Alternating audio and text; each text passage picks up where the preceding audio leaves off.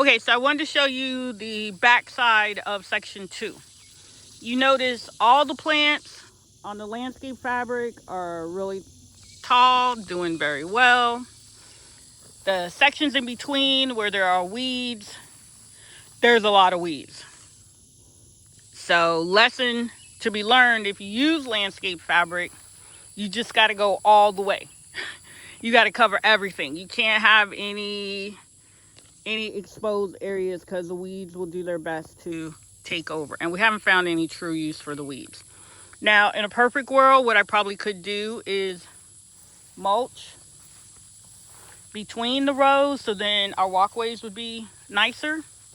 But all in all, no matter where plants are, if they're situated on landscape fabric, they tend to be doing well. And because we also have high deer pressure in this area, we use a 3D electrified fence to keep the deer out, and only the outer wire is electrified and the inner wire is not. So it definitely keeps the deer from just eating up all the leaves on the plants. And we have seen them do this before. They love eating hibiscus leaves, but they don't particularly like the calyces because they broke into a section we had last season.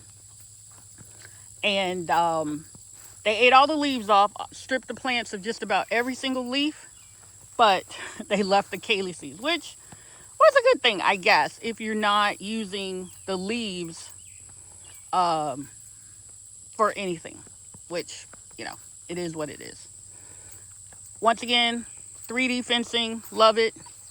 Very easy to install. You can practically do it by yourself. Okay, let me see. So yeah, once again, this is section 2, doing real well.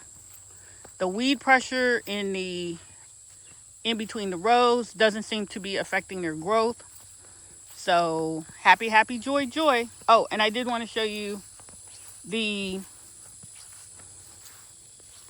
electric fence. I went with the Gallagher, which kind of comes with everything you need. The box, the stake to put it to the ground, and then you just clip it onto the wire. And oh, I gotta go, it's starting to rain. But hope you've enjoyed this update and tour on the hibiscus farm.